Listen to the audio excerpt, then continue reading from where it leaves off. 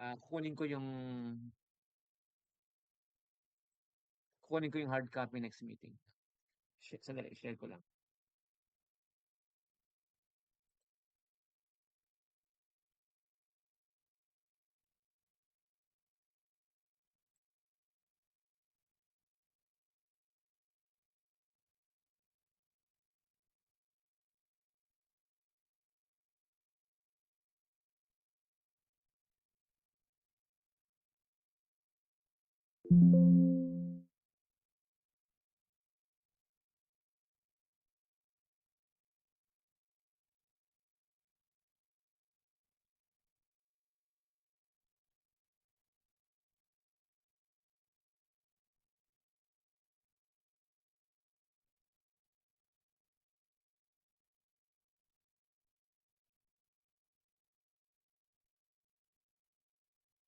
So, yung aking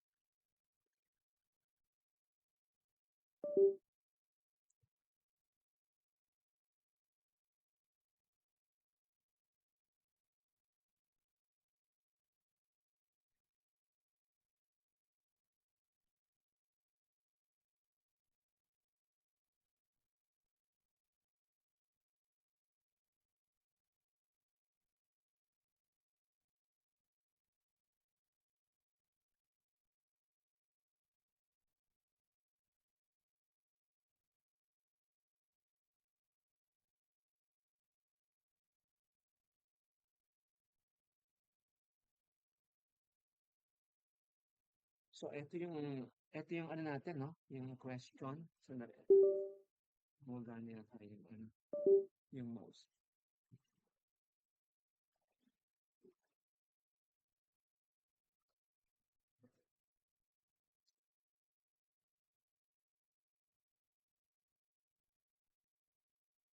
Start, we'll start sa very first question, no?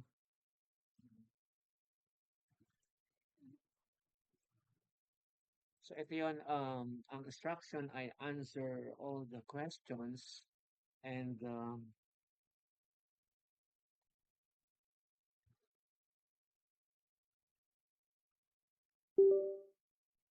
show your calculations and provide explanations where necessary. Okay? So, ang question natin sa number 1, define the term specific heat capacity and explain its significance in heat transfer.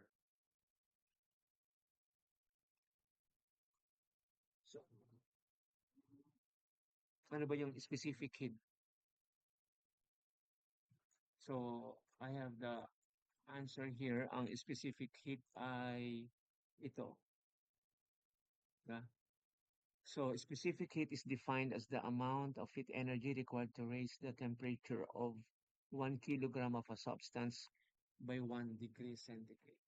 So meron kang isang kilo na no, na bagay, substance, and if you're gonna heat that from its reference or original temperature, basta naka isang degree na na increment, na raise mo siya. So ang tawag doon ay specific heat. Ano naman yung significance? It determines how much heat is needed to change the temperature of material. Tapos, materials with high specific heat capacity can store more heat energy. Kapag mataas ang specific heat ng material sa property, kaya niya mag-store ng mas maraming energy and are used as thermal buffers while low specific heat capacity materials heat up or cool down quickly.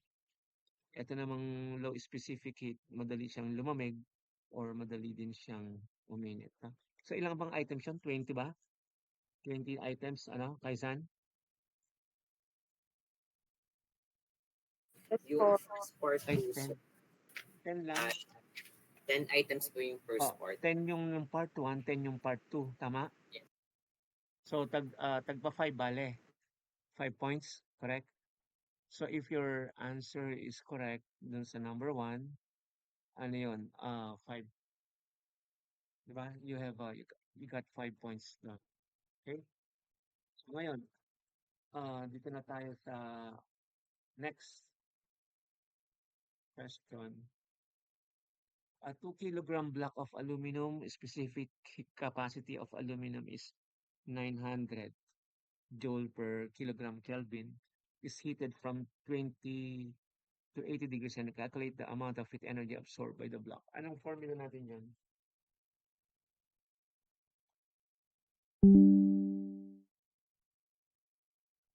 Anong formula dyan to calculate the heat? So, ang formula natin dyan ay MC. ito, no? Q, ito, di ba? Q equals what? MC, di ba? C delta T. Yan lang. Okay? So, MC delta T. So, we have to substitute yung ano, mga parameters. So, for mass, we have what? 2 kilogram. Then sa specific heat, ano yan? 900 joule per kilogram Kelvin, right? Tapos, ano pa? Ang change in temperature, siyempre magsisimula ka sa mas mataas lagi by Newton's law and dun sa thermodynamic second law, di ba? 80 minus 20 so Kelvin. So Kelvin and Kelvin, mga self-cancel. Eto, kilogram. So, pag multiply mo yan, ang mangyari dyan ay 2 times 900 times 60. Right? 2 times 900 times 60. At ang ating unit ay joule. So, anong sagot dyan? Anong sagot nyo? 108,000. 108,000. 2 times 10, 1,800. Tama ba? Kasi ito 2 times 900 na eh. 2 times 900, edi 1,800 times 600. Paki-compute nga. Tama ba? 60 lang po 108,000? ata. Ay, 2, sir. 108,000. tama ba yung ano? Joules. Tama yung mga figure natin? 60 lang, Yes no? po. 60 lang to? Yes 60, po. 60 degrees centigrade. Sorry. Or Kelvin, no? Kelvin. Yan. So, ang ano dyan ay joule na lang. Joule ay 108,000 joule. Ito yun. So, if you got this, you have, 5 points. Tama? Yan. 108,000. So, next tayo. Mabilis lang tayo. Number 3.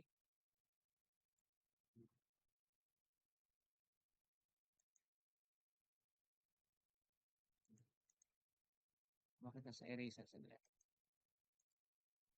So, sa number 3. Okay. So, ang problem sa number 3 ay Balik sa problem. Hindi ko kasi nailagay sa PowerPoint eh, kasi lang ito daw, sa Word lang. So, number is a volume of 2 meter cube and contains air at pressure of 150 kilopascal and temperature of 300 Kelvin. Using the ideal gas law, calculate the number of moles of air in the container. So, anong natin, no? Pwedeng ganito, di ba? PB, di ba? NRT or MRT. Kung mass yun. Kung M is mole. No? So, ano ba yung mga given? For example, we have volume 2 meter cube. Ang pressure ay 150 kilopascal, which means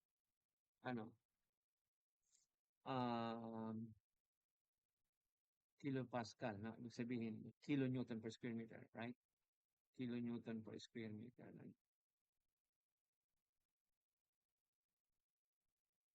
Tapos, calculate the number of moles in air in the container, no? So, eto, yung R natin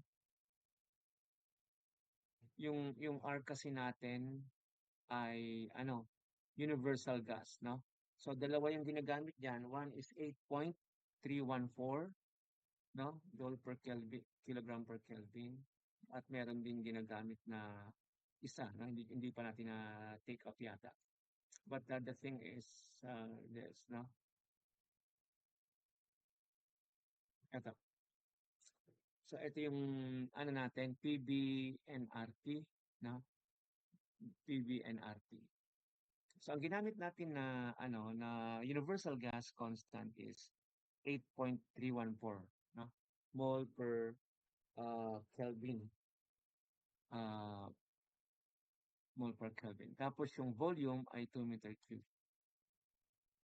The pressure is 150 Pascal.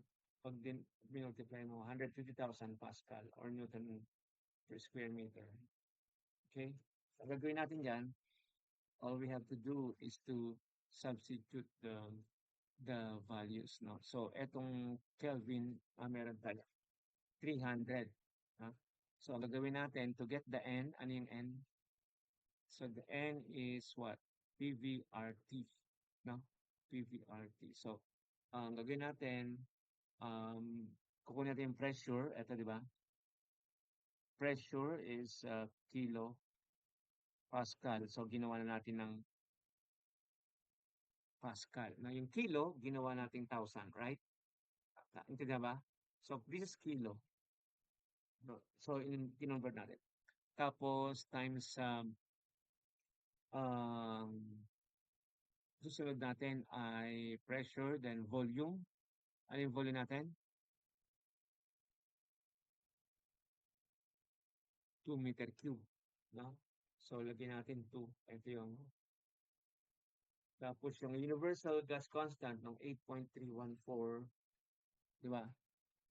Ito yun, 8.314 joule per mole Kelvin. Okay. Ito yan.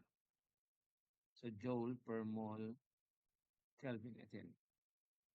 Joule per mole Kelvin. So ito yung constant natin, ha? 8.314 joule per mole Kelvin. Okay? So pag ina natin yan, magkakaroon tayo ng 1,000, ay ito, 2 alam ba to? 2,494.23. Yan, 2,494.23. Or ito, equivalent sa 120.3 moles, no? So, ganyan ang pagko-compute natin sa itong ano natin. Number, number 3, no? Sa number 120.3 moles, approximately. Okay? 100.23 moles. So, doon na tayo sa number, ano na yun, 4.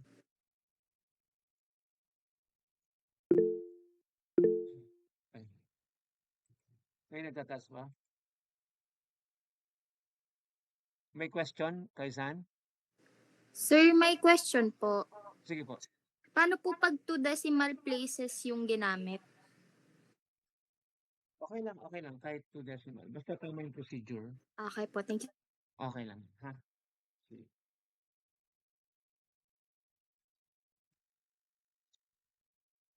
More? Ay, eto. So, convert the following temperatures to Kelvin. So, how do we convert? Diba? Ito, pag kinonvert mo to, yung Kelvin, magdadag lang from Celsius, no? Yung centigrade na sinasabi natin or Celsius, magdadagdag lang tayo ng 273. Right? Para maging absolute. So 25 plus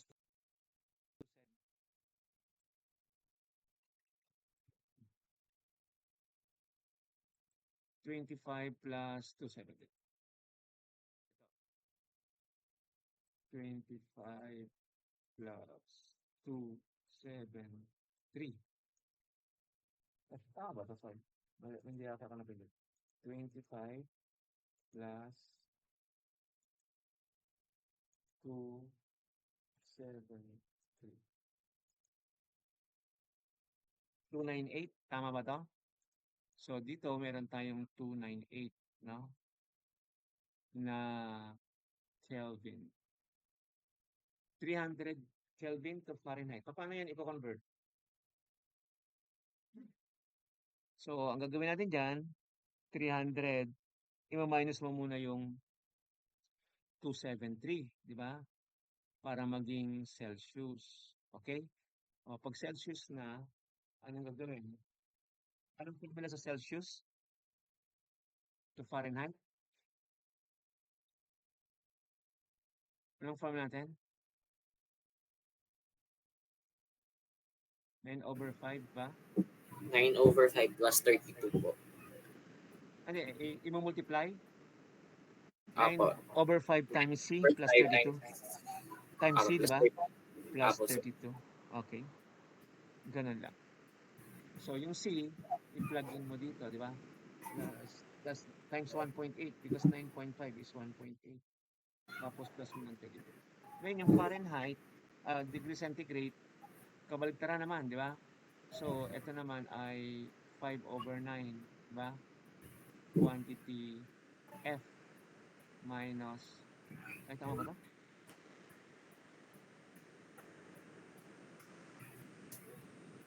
C to 32 pala, no? 5/9. Tama ba ito? F minus 32?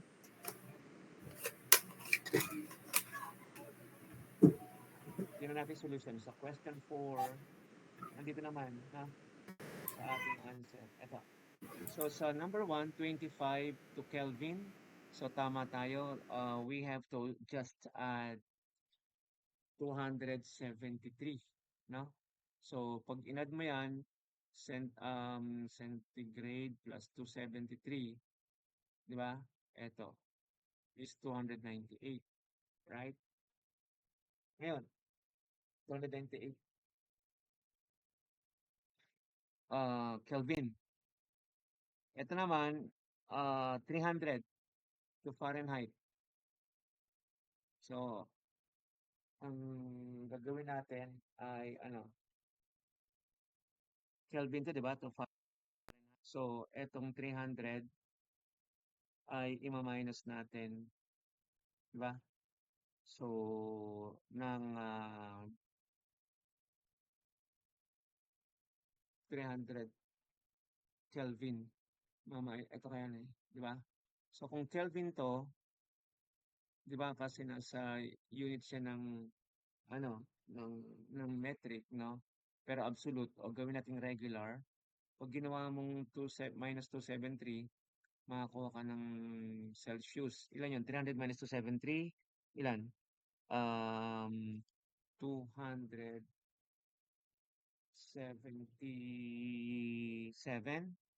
Tama? Tama ba? Ay, 277. 77 na lang pala. Ba? So, 300 minus 273 is 77 Celsius. Ngayon, yung Celsius na yan, i-convert natin ng Fahrenheit. Di ba? So, pwede mo nang tanungin yung dito, no? Yung AI. May mga solver. Tingnan natin. What is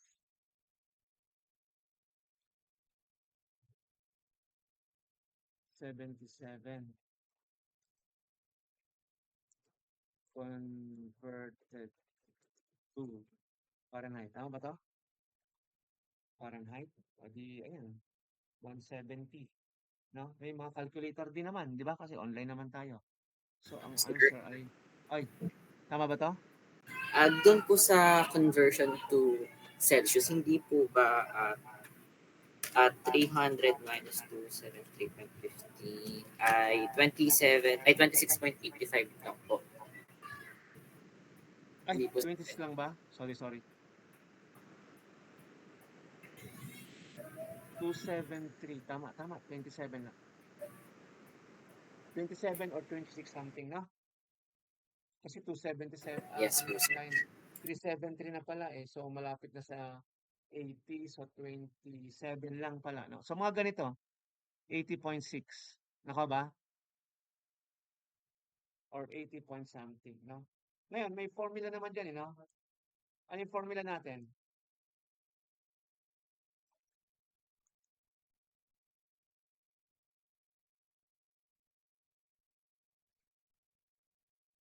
Pwede rin dito, di ba? 20.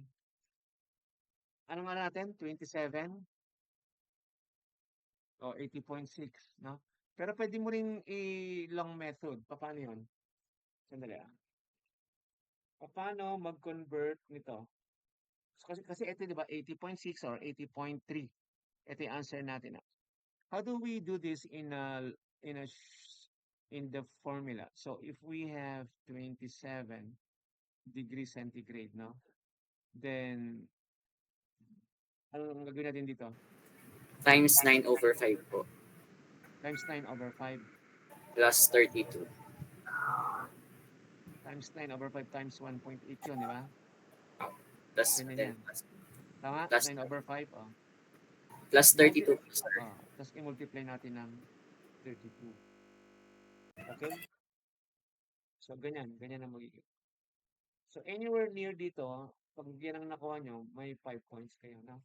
So, basta pag, if you are converting from centigrade to Fahrenheit, ito yun, no? So, you have to multiply 9/5 times degree centigrade, right? So, ito yung 9/5 degree centigrade plus 32. Okay?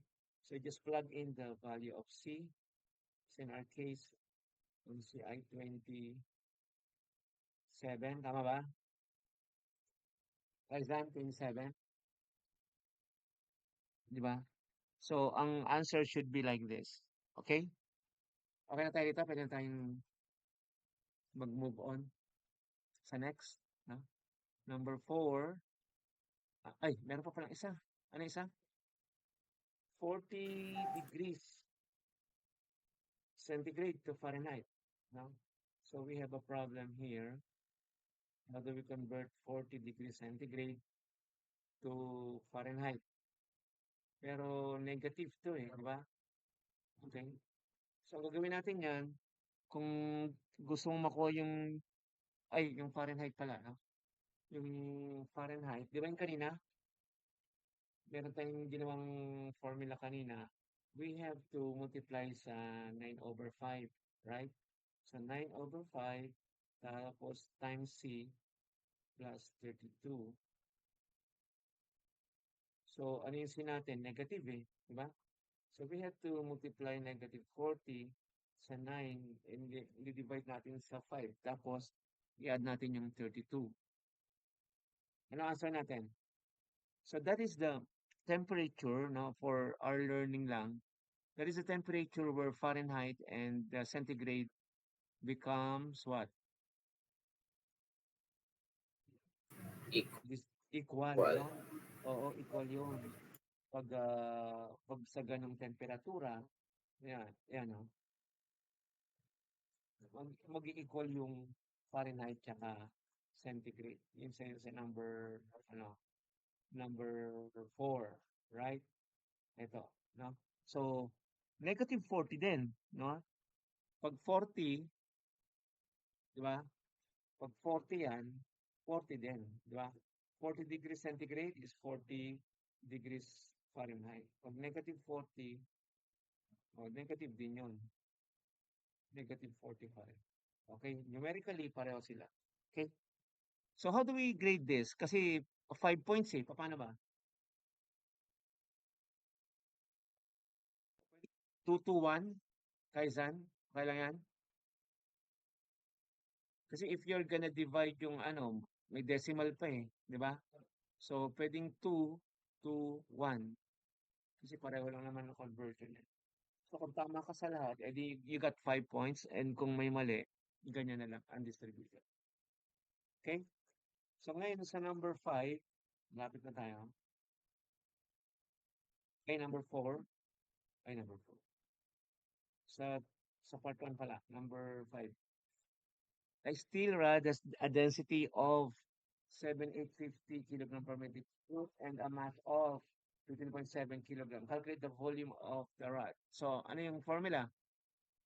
The formula is what? Density is mass over volume.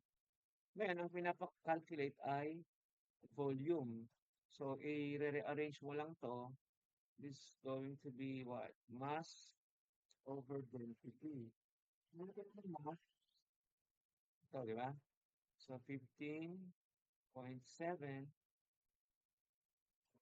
kilogram. Then, density is 7,850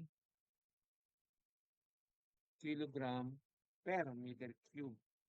So, makancel yung kilogram, edi 1 over meter cube na lang. So, tataas yun. Yung volume unit, so magiging meter cube na lang. Okay? So, i-divide mo yung 15.7 with the 7,850 sa number 5.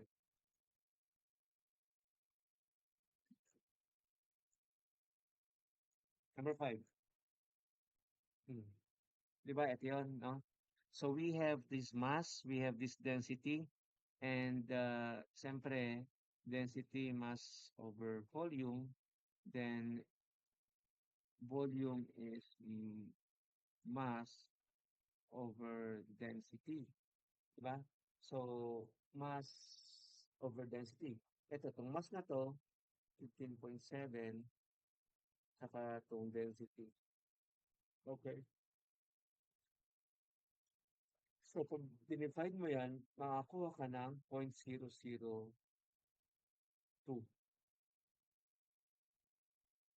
meter cube. So, 0.002 meter cube. Okay? Kasi, yun yung mga units na kailangan. So, if you got this, meron kang 5 points. Pag hindi mo nakuha, edi wala. 0, no? What about, ano? I think ito na yung mga tanong sa mga internal energy.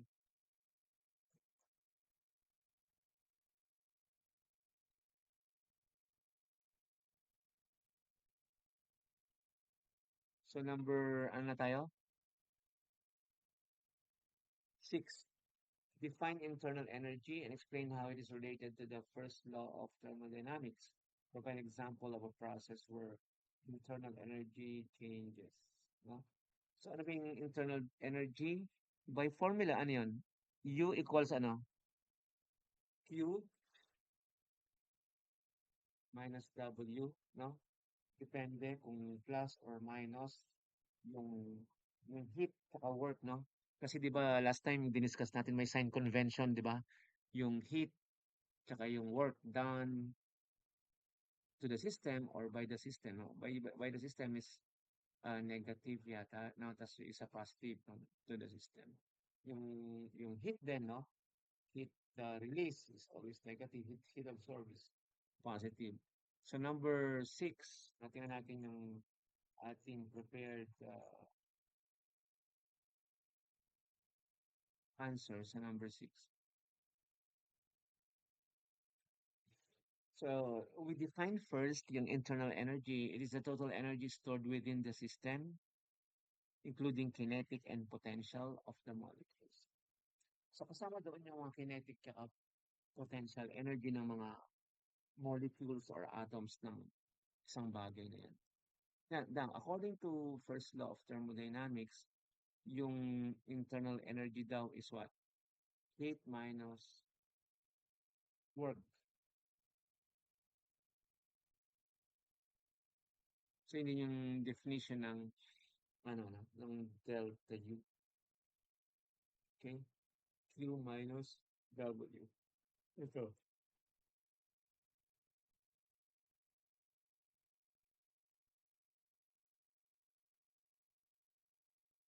Or ito, delta U.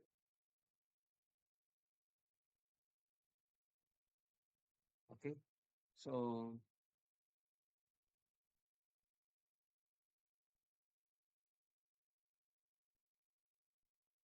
Ano pa ba yung isang tanong doon?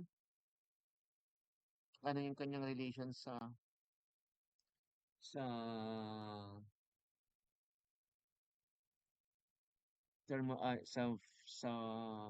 thermodynamics o sa first law, no? So ito yung mga sign convention natin, yung dinefine lang. This is a change in internal energy. This is the heat added to the system and work done by the system. Okay? Okay na ba tayo doon? May calculation ba doon? Wala. Wala naman, no? Wala po, sir. Wala naman. So number 7 natin, tinatanong yung yung work done. Tama ba? Number 7. Hindi pa tinanong. So ang number 7 natin, let me read it for you. A gas undergoes a process where its pressure and remains constant. So constant pressure to. The kilopascal, its volume increases from 5.5 to 1. Calculate the work done by the gas. No?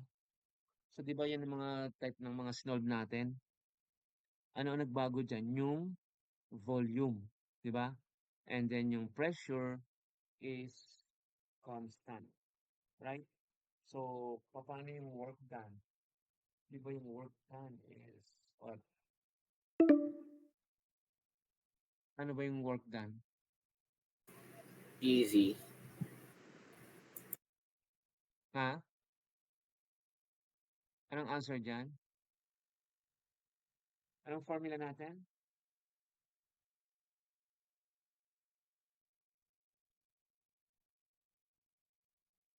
Tama po ba? W equals E delta V. Okay. Tama. No? So, ang ating formula is ganito, no? W, work is, how do you get work? Di ba pressure times volume is work? O, check natin yung unit. Pressure is Newton per square meter and volume is meter cube. So, cancel ko lahat. Wala na. Makancel ko dito. Tama ba yan? So, Newton per square meter, ito naman, meter cube. So, magiging Newton meter or joule na tinatawag. Okay? So, in this case, ang nagbabari tayo ay volume. Kasi constant yung constant yung pressure at 100,000 Pascal, di ba? 100,000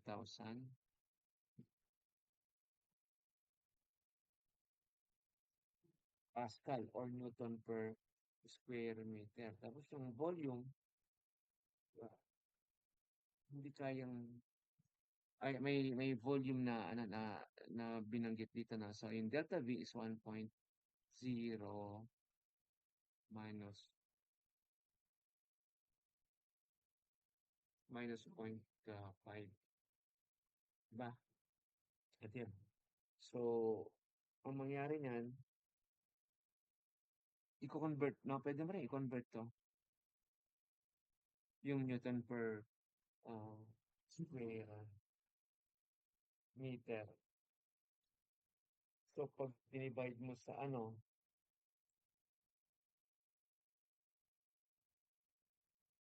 ibig sabihin, pag na-cancel pala ito, no? Kasi ito ay meter cube. So, meter na lang to. Tapos, wala na to, no? Tapos ito ay meter na lang. So, joule na lang, no? So, ang mangyari dito, di ba, i-multiply natin dito sa ating 0.5 na Pascal, no? So, yung 100,000 Pascal, ito yun, times volume na, ano bang volume natin? May dalawa, no? Mula sa 1, naging 0.5. So, 0.5 na lang. Diba? So, 0.5 meter cube. Okay?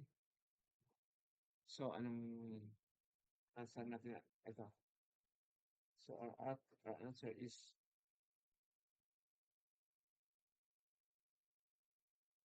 50,000 joule. No? 50,000 joule. Yan. 50,000 joule. Kung in terms of joule, diba? Kasi working. Ngayon, kung gusto mong gawing kilojoule yan, ilan? 50, di ba? So, ganito lang. Okay. Okay kaya sa number 7. Number 8 na tayo.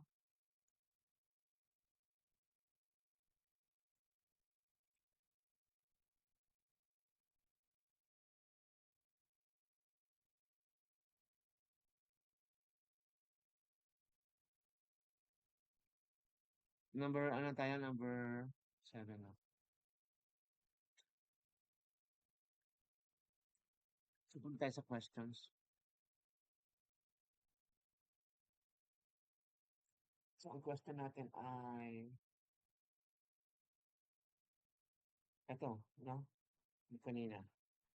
A gas undergoes process where its pressure remains constant at kilopascal while volume increases from 0.5 to 1. Calculate the work done by the gas. Then explain the relationship between pressure, temperature, density, and then with an appropriate formula in your explanation. So, ito.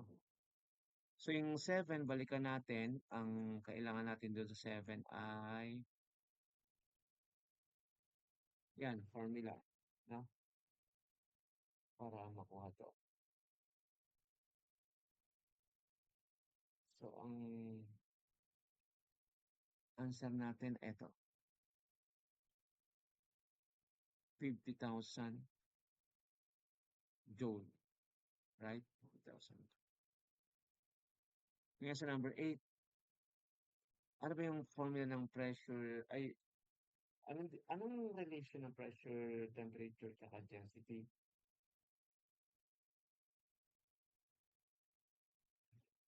So, masasagot mo yun sa formula, di ba? Yung PV, MRT, right?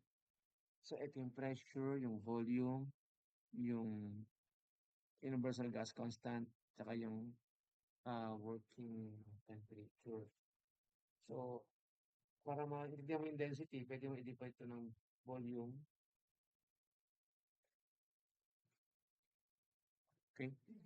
So, pag dinivide mo ito ng volume, cancel. Ito, magiging density. Right? So, ang nangyari, pressure equals density R tsaka absolute temperature. So, ang tanong, ano daw ang mga relasyon, di ba? So, ng density,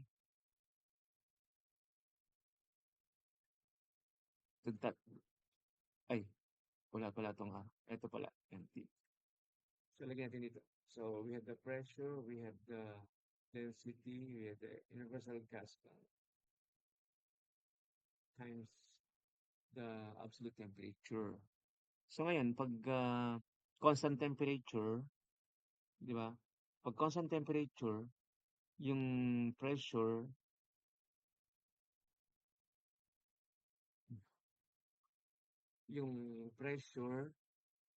is what?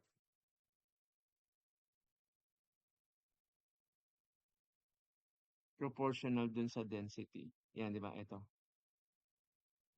Okay? Pero yung ganito, yung pressure, pag tumataas o bumababa, apektado yung temperature, right? Pag tumataas yung density, ano siya?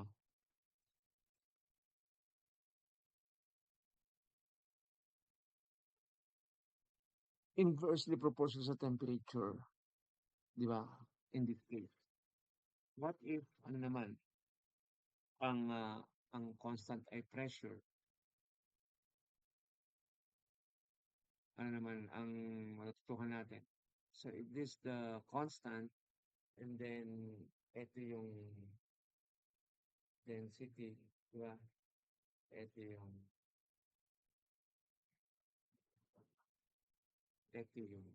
temperature.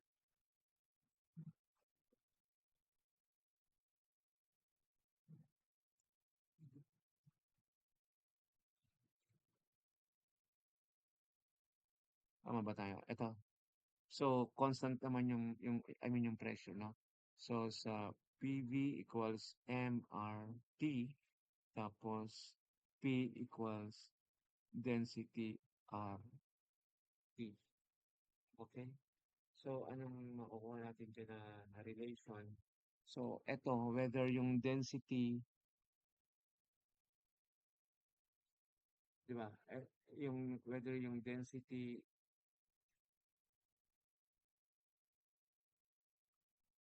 ang pressure ay, eto, na proportional din siya sa temperature. But if you want to get the temperature, how it varies with the density, eto, no?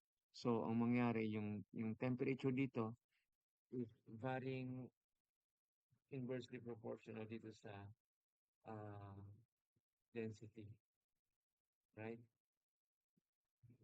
So, binaba natin nga ganito. Ito, binaba natin ganito. Wala na yung V, hindi sinama din ito. So, RT, yan. So, kung constant yung temperature mo, di ba? Pag constant yung temperature mo, ito yan, no? Yung pressure is varying inversely dito.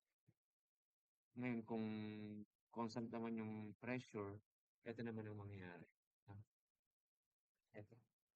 At constant pressure, ito. Kung ikaw ay may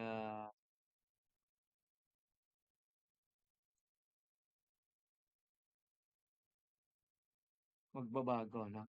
So, kung PVMRT, tapos pressure is density RT, yung temperature mo is varying inversely proportional sa density, di ba? Ganyan. Yung pressure mo naman is proportional to gas constant tsaka sa temperature. Okay? So, yun ang nasa formula ng PVMR. Anong number na? 9 po, sir. 9. Ano ba yung question sa 9? So, sa 9, balik tayo sa 9. Muna tayo sa 9. Tapos, ano? A heat engine absorbs 500 joule heat from a hot reservoir and performs 100 joules of work. Calculate the efficiency of the heat engine. Also, determine the heat. How much heat is expelled to the cold reservoir? So, ganito yan. Yung heat kasi, nanggagaling muna sa mainit, no? So, ang tawag din ay source. Yung pupuntahan ng init, ang tawag din ay sink. Diba? Kaya nga, heat source, heat sink.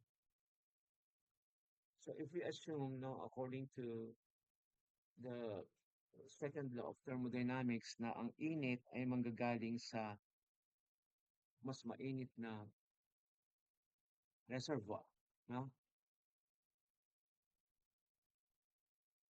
A heat engine absorbs 500 joule of heat from a hot reservoir. So, ang na-absorb niya ay ano daw? 500, no? Tapos, ito yung work, no, sa gitna. 120 joule of work. Yan. Ano yung heat na na-expelled to the cold? Tapos, ano yung efficiency ng engine? Ano yung efficiency? Ang efficiency ay, laging, diba?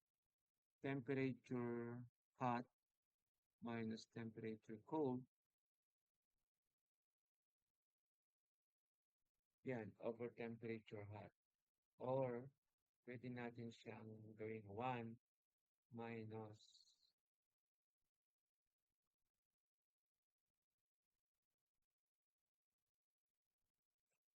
so what 1 minus temperature cold over temperature hot. So pwedeng ganyan. Okay? So yun para makuha natin yung efficiency. So tingnan natin dito sa answer natin.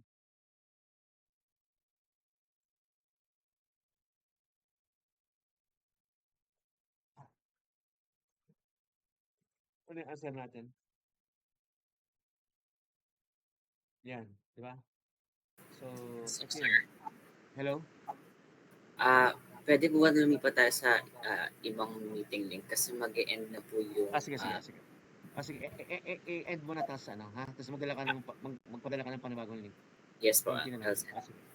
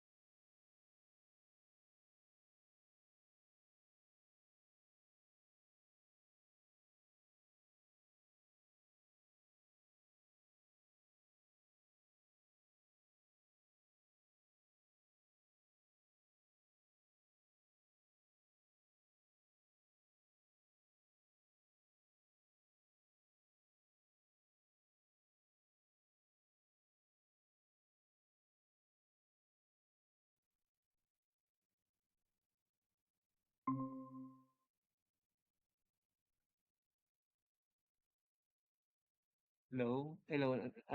Audible ba ako? Okay na? Yes po. Sige, i-share ko na lang ha. Anyway, malapit na tayo maano. Number 9 na yata tayo, di ba? So, enter screen.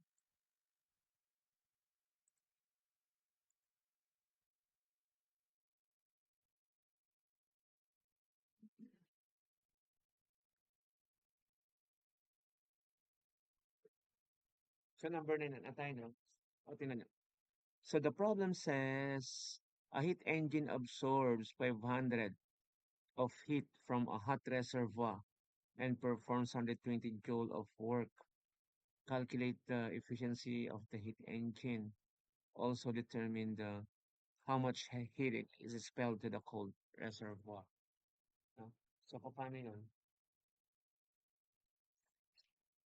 So, efficiency, kunin mo natin yung efficiency. So, pwedeng efficiency or yung eta, di ba? Na ganyan. So, eto, ang na-absorb o yung output 'di ba yung pinuntahan ay 500, 'di ba? Tapos yung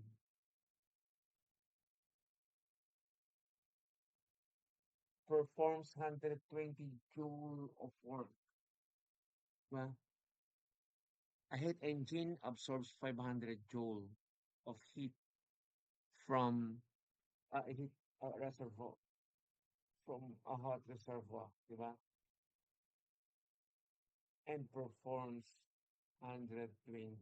So all we have to do is to divide lang, ito, 'di ba? So 500 divided by 120, ilan yan?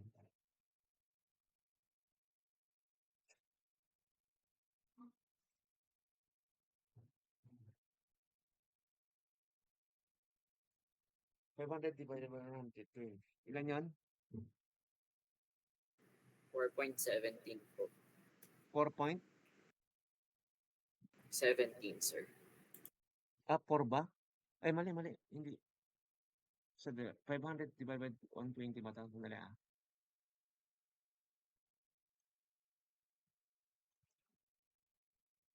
I-check ko lang.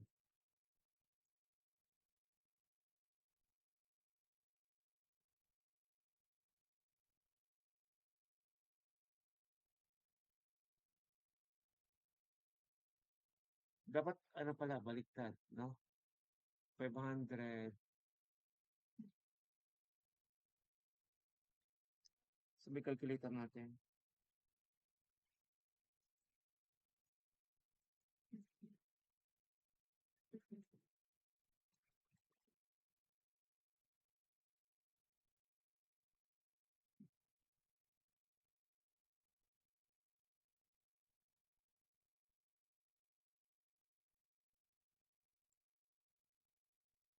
Dapat baliktad, no? Sa, yung nabuo na work, di ba?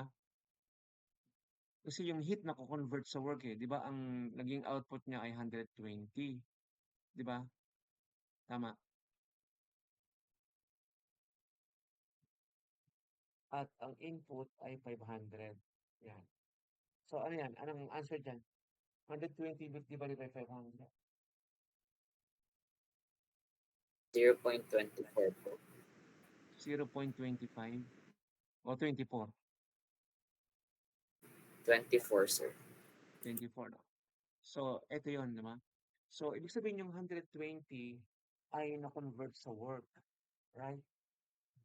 Pero, 500, naintindihan ba? So, ganito. Ito yung tinatawag na sa engine, di ba? Ito yung mas mainit, no? Tapos, papunta sa mas malamig na bagay, no? So, ang nangyari dyan, ang na-produce na work ay, 120. Pero yung heat na absorb, no? A heat engine absorbs 500 joule of heat from a hot reservoir, no? From a hot reservoir. So, may 500. Di ba may 500? So, 500 divided by 120 is 24.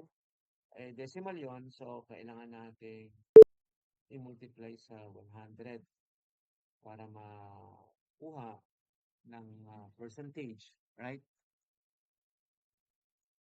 So, ayun yun. Diba? Ito. Diba? So, 120 over 500, 120 over 500 is 0.24. Then you convert that to decimal, no? Magiging 24%. Kasi 24 yan, diba? Times 100 lagi.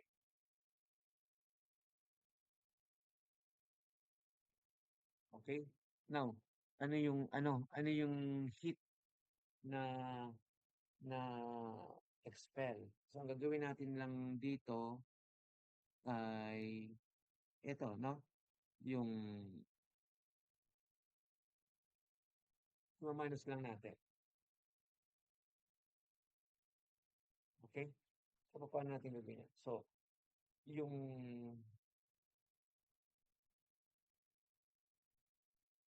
$500, diba? 500 minus 120. So, both of them are joules, no? So, both of them are joules. Ibig sabihin, 380, no? 380 yung na-expel na amount ng work, right? 500 minus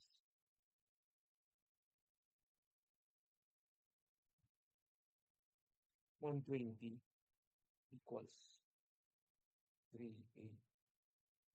Okay? So, bali dun ang 500 minus 20 equals 380 joule. Yan. So, ayan. 380 joule. Yan. 380 joule ang sagot dito. Heat expelled. Diba? So, yung 500, tapos, ang na-convert lang ay 120. Diba? So, ngayon, meron kang heat na inubos na 380. Okay? So, yun ang ating sagot. Ngayon, yung last na to.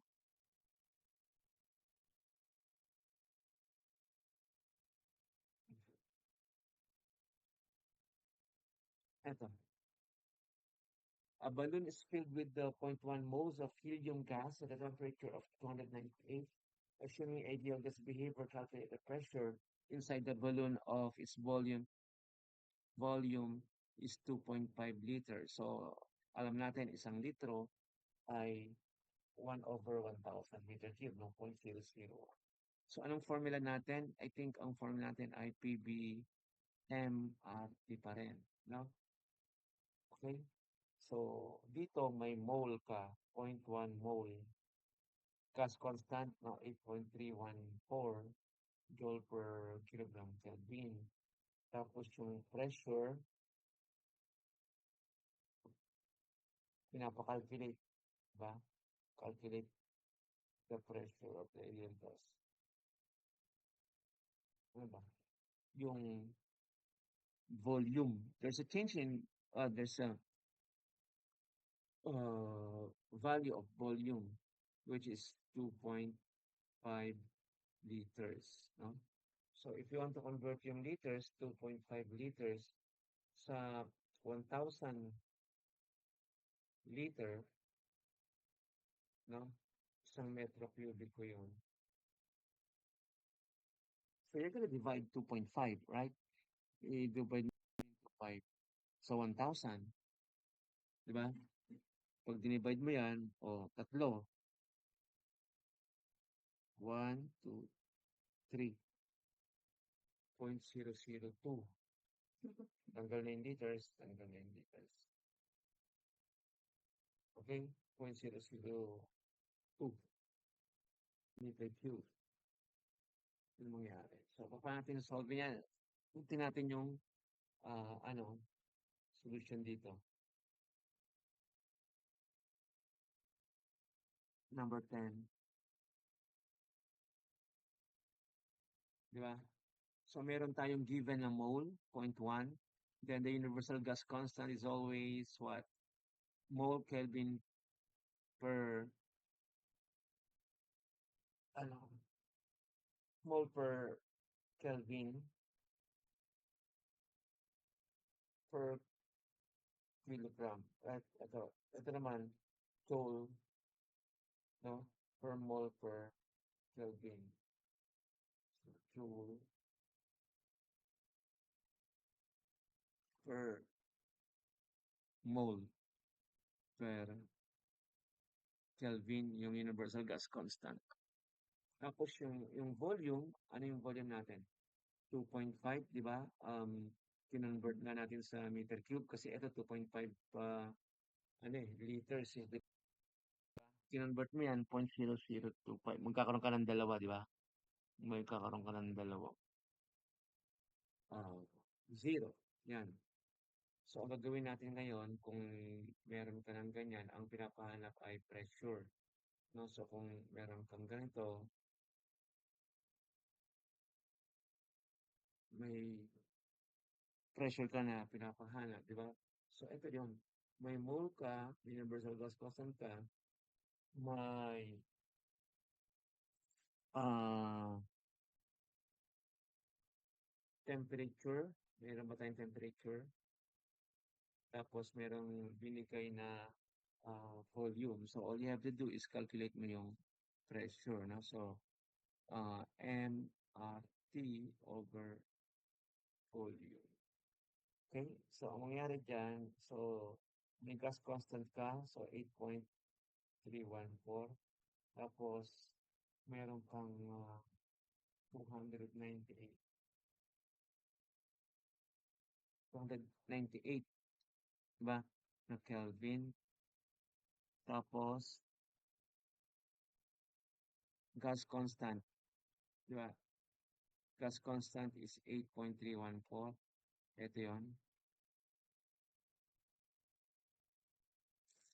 Tapos yung mass, no? Or in terms of mole ay ito.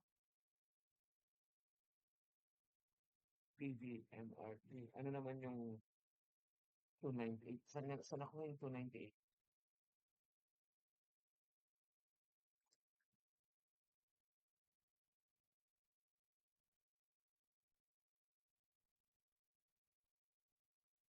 Saan ako yung 298 natin? Ito.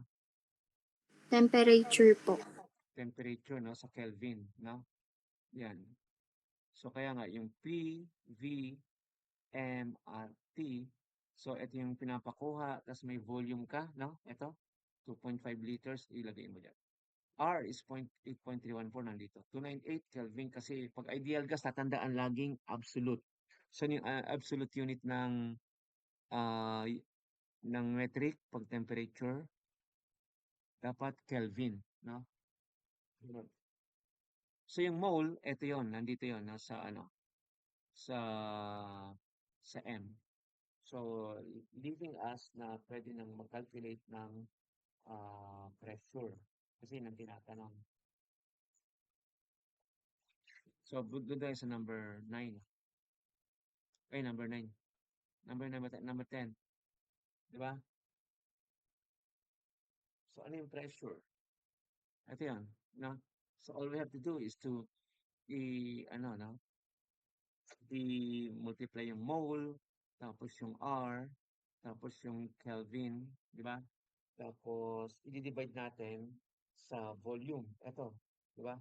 So, we have to divide sa volume quantity. Ito yan, 0.0025 meter cube. Okay ba yan? 0.0025 meter cube. Diba? Kasi liter ang binigay. No? So, if we do that, ito yun, no?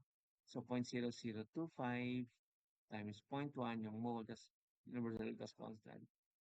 Tapos Kelvin. So, kakaroon ka ng 99,000 Pascal. O, para ma-eliminate mo yung prefix na to, kilo Pascal na lang, no? 99 kilo.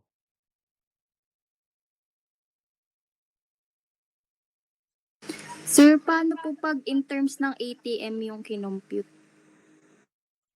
ATM? Opo, yung pressure. Ang unit? Opo. Pwede naman, di ba? Ito, di ba, 101.325 kilopascal equals 1 ATM. So, 1 atmosphere is 101, no? 101.325. If you want Pascal, 101,325 Pascal. So, what you're gonna do is you divide this, no? 99 kilo, makacancel yung parehong kilo. Tama? Sa Pascal, makacancel din. Tapos ATM na lang. So, mangyayari dyan, it's gonna be like less than 1.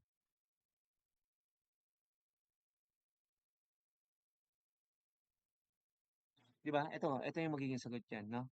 So, pag na-cancel mo na yung kilopascal, tsaka kilopascal, o, ATM na.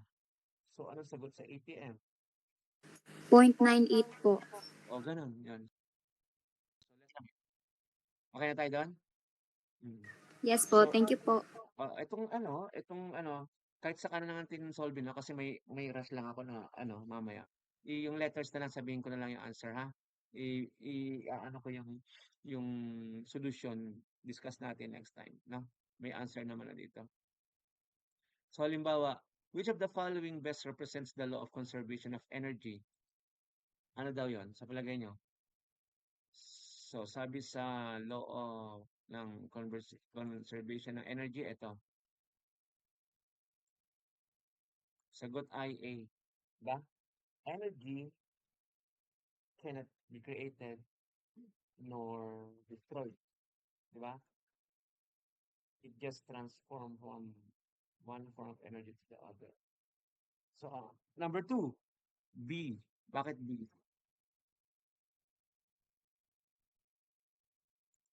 Sandali. Ang sagot dito ay B. Bakit B? A ball is dropped from a height of 20 meter. What happens to its potential energy?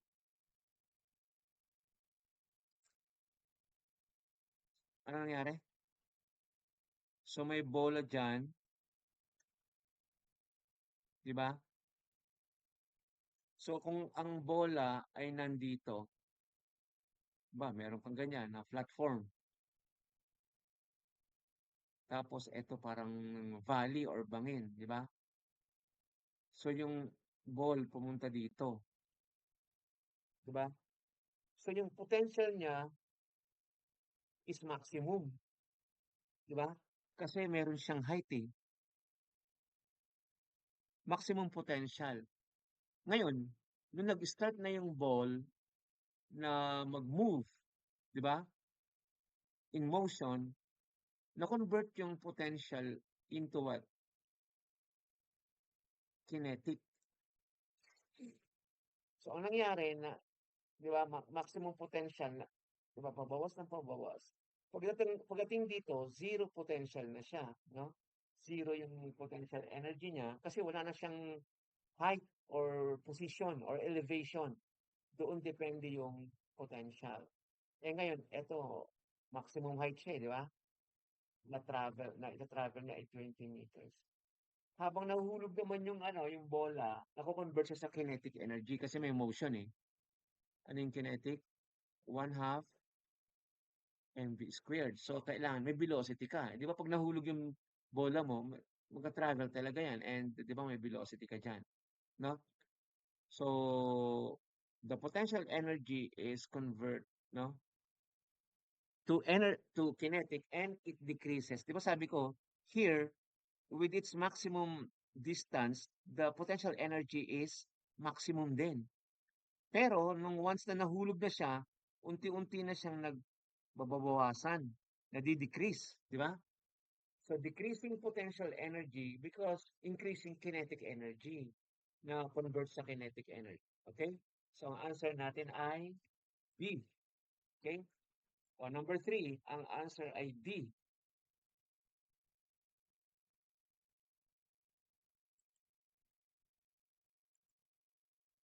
Ang answer daw ay D.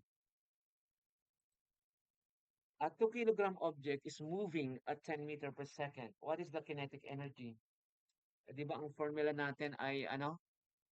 Sa law of conservation of energy, 1/2 m v squared, kay velocity squared. So 1/2, ang mass ay 2 kilogram, ang velocity ay 10 meter per second. So square mo yan, di ba? So mangyayari dyan, pag in-square mo to, 100 meter square, second square. O, paghiwalay natin, 100 meter. Okay? So, anong nangyari dyan? 1/2 times 2 times 100. Di ba? Pero kasi yung kilogram meter per second square, no? When you have this kilogram meter per second square is Newton. Di ba? Tapos meter, magiging siyang energy or work, di ba? Joule. Kasi energy is the ability to do work. So, energy and work is just the same. So, ang measure ng work ay joule, right? Kasi Newton meter eh. So, eto, 1/2 tsaka 2, cancel. Tama ba?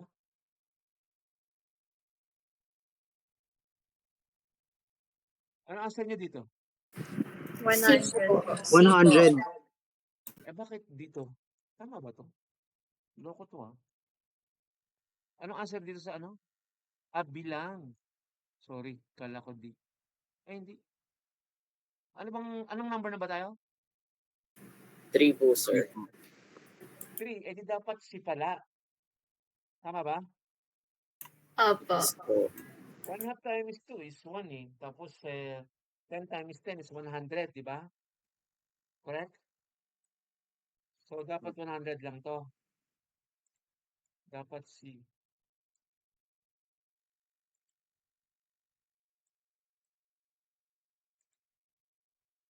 So, number 3 is C. Tama? Yes po. Opo. Itong ano natin. Okay na. Eto. An object at a height of 15 meters has a mass of 5 kilogram. What is the gravitational potential energy relative to the ground? Ano answer dito? B po. Anong formula ginamit natin? MGH. So, Potential energy. Potential energy is mgh or mgz, no? Ito yung height or elevation, acceleration due to gravity, and mass. So, we're gonna use mgh na lang. So, ano yung mass natin? 5. 5 kilograms. Tapos, gravity, constant naman, di ba? Meter per second square. Tapos, height, 15 meter. Tama ba? So, if we have kilogram, meter, and second square, na contraction yan ay Newton. So, ang numerical values na lang natin is 5 times 9.81 times 15.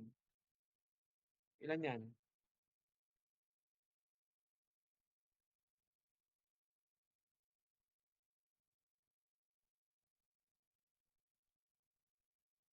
Ilan?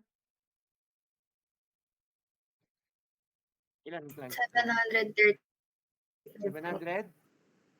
35. So, B. Tama ba, B? So, 735 joule. So, yun ang formula ng potential, di ba? Yan. Kasi, ano tayo eh, law of conservation of energy, di ba? First law eh. Kaya may potential tsaka may kinetic. So, sa 4, dapat B. Tama ba to? Tama naman, di ba? 4B. Yung kanina lang ang hindi. So, sa number 5, ano? Sir, excuse me po. Po, Ilang yes. points po sa part 2 po? Di ba 10 yan? Tagpa 5. Di ba tag sa 10? 10 5 sa... points. 5 points yan. 5 points. Okay? Okay po. Okay. Thank you. System's internal energy increased by 100 joule and 50 joule of work is done by the system. How much heat was added to the system? Anong formula nito? Delta U equals Q minus W. Good afternoon.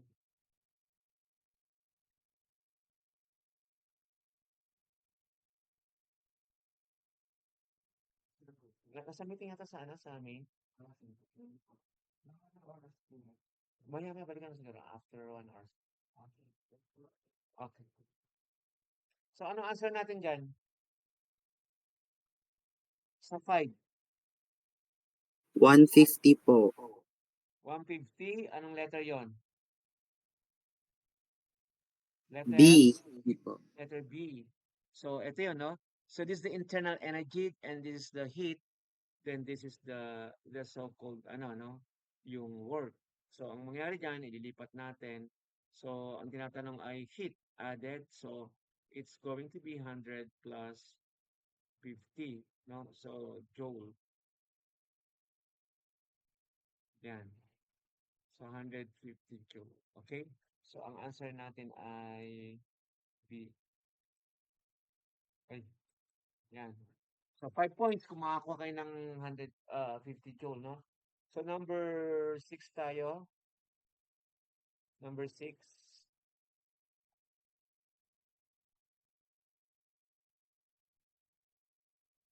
Oh, a system performs 75 joule of work and releases 25 joule of heat. What is the change in internal energy?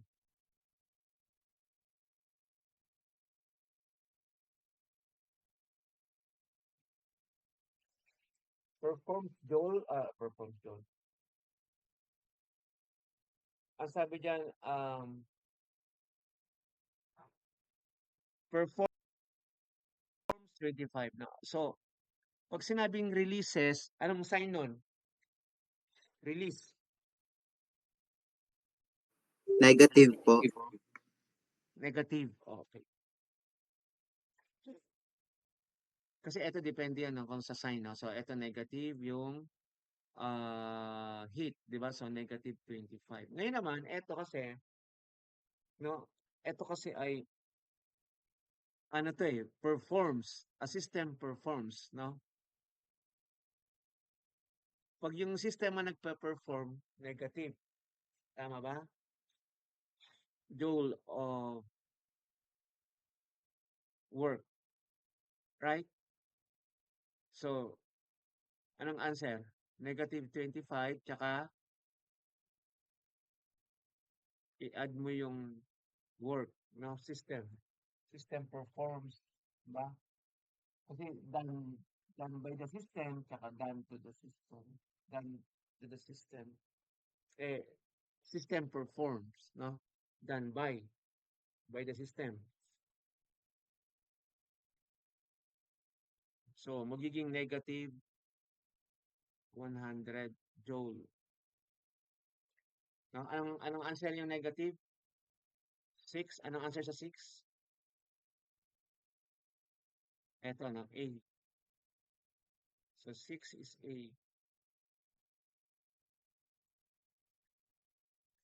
Okay? So, tatlo na lang. Ano yung 7? So, tingnan natin yung 7.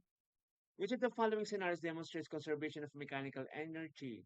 A pendulum swinging with no air resistance, a car accelerating on a flat road, a block sliding down a frictional incline, a ball thrown upwards in a vacuum.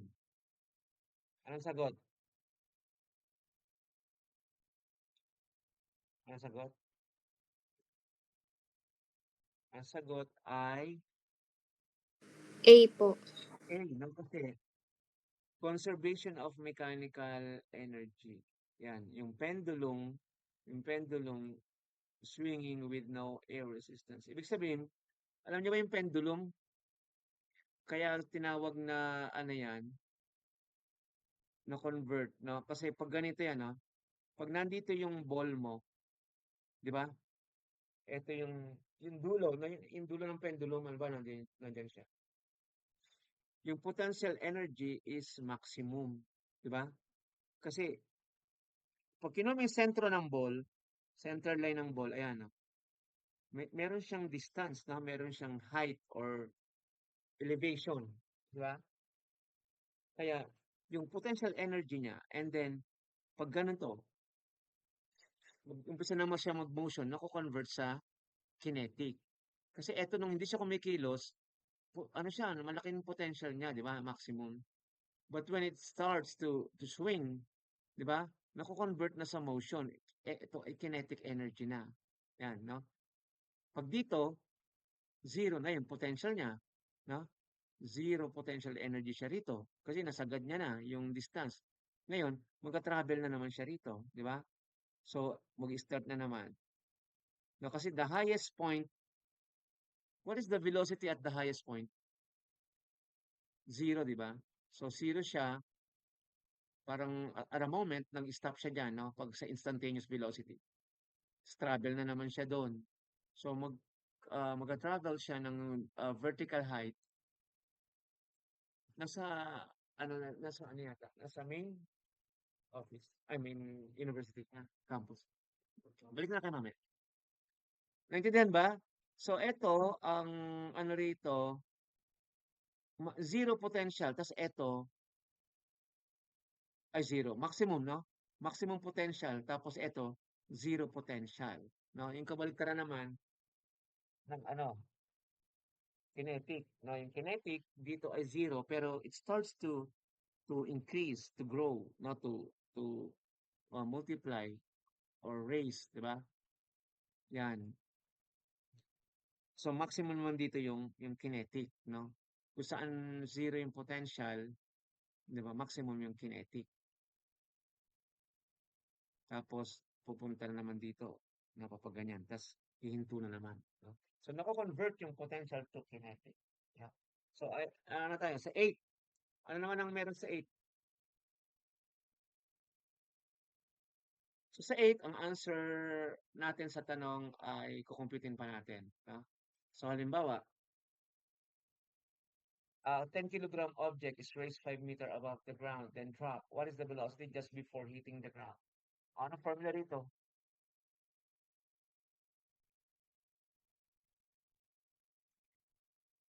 Hmm?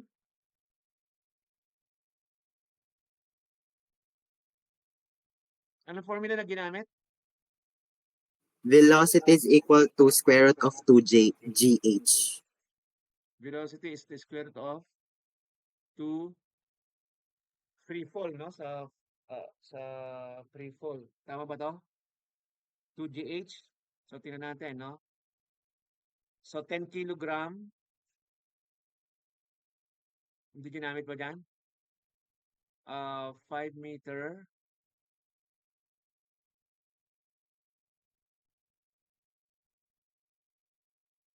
Tapos yung height ay 5.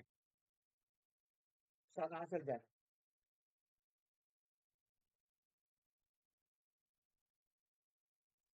Ano answer? C po. 9.8? Tinupit niyo ba to? Kasi 2 times 10, halos 10 na to. Tapos, plus 5, 9.89. 9.89. So, 9.9. halos ano, no? Ano mo to? 10, tapos times 5, 50, no? Square root 2gh, no? So, ito, 9.8. Sir, di po ba 10? Parang approximate, sir. Whether C or D, okay na yan. 9.8 or T, or 10, ha? Kasi decimal lang naman. Okay? Ito, number 9. What happens to the total energy in a closed system when heat is added? A po. Anong sagot? A po. A? Ano ba sabi sa A? It increases. The total energy in a closed system when heat is added, it increases. Kasi papasok yung di ba? Hindi naman sinabing adiabatic or hindi makapasok, no? So pag nakapasok yan, ito yung system close, di ba? Due to heat transfer, papasok rin yan, di ba? Dadami yung energy sa closed system, no? When heat is added, halimbawa, nag-init ka ng fire, naglagay ka ng fire, di ba? You add heat, na QA added. So, pupunta yan. Iinit. Kasi mag-iinit yung mga atoms eh.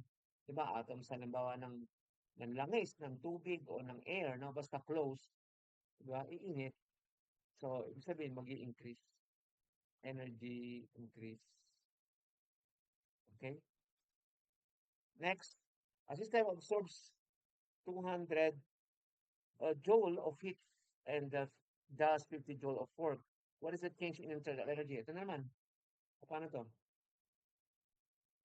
Delta U equal minus W po. Yan, ganyan ba yan? No? So, a system absorbs 200 joule of heat. Saan yun? Di ba ito? Pag sinabing absorb, positive yun. Di ba? Kasi heat added, heat absorbed, positive. Pag heat release, negative. Na ngayon, sabi, and does 50 joule of work. Di ba?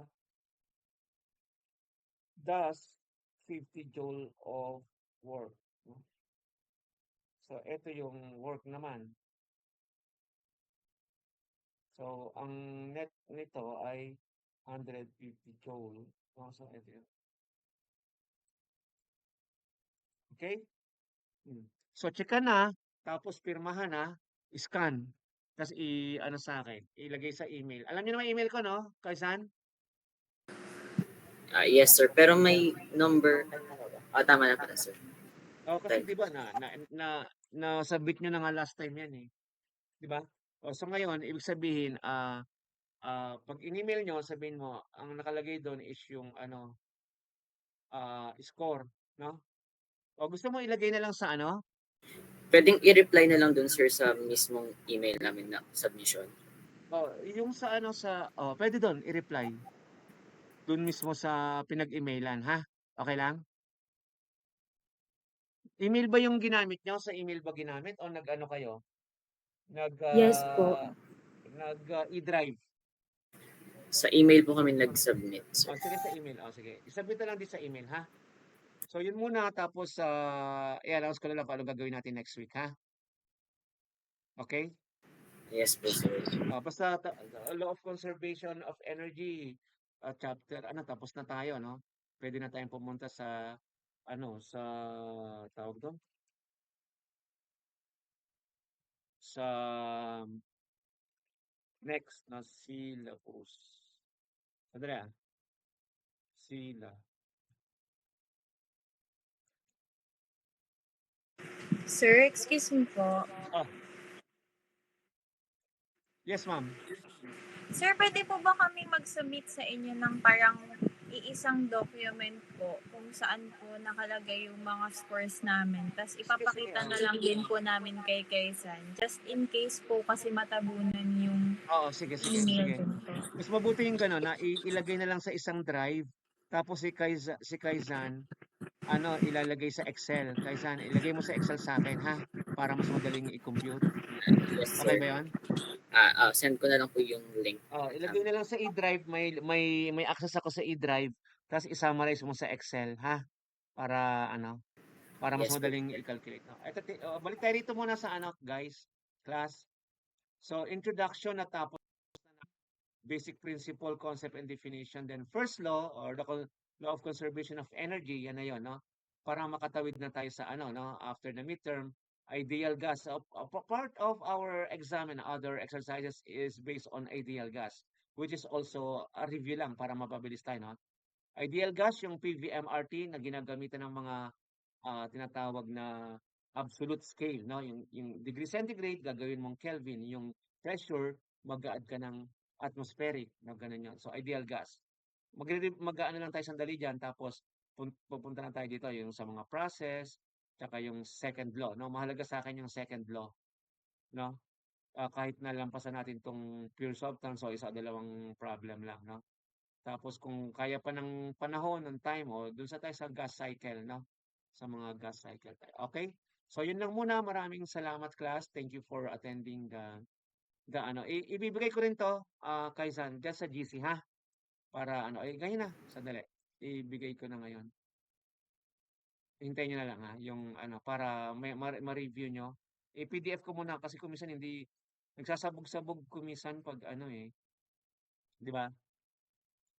Pag nilipat mo, i-convert ko lang ng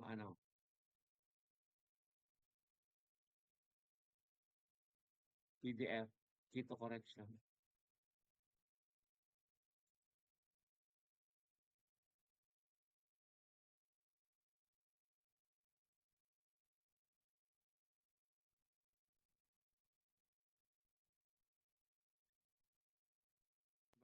Sorry. ano ko lang. Kung minsan naglolo ko din 'to. Anyway, sandali. Ano ko, word lang naman, eh, siguro mababaw lang naman 'to. Okey. Termo 'no? Sandali. Keto correction. Mabagal yung net, eh. Yun. Ay, Diyos mo, sino ba?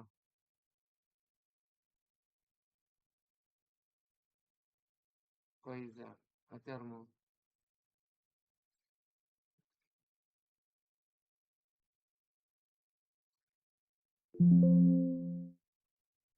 Ilagay ko lang, keto correction. Ikaw na bahala mag-ano, Excel, guys. Yes, sir. Ay, nakabukas pa yata. Ayaw niya. Sandali, close ko lang.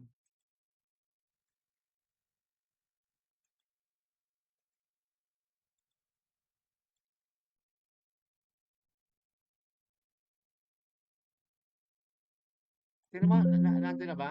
Wala pa.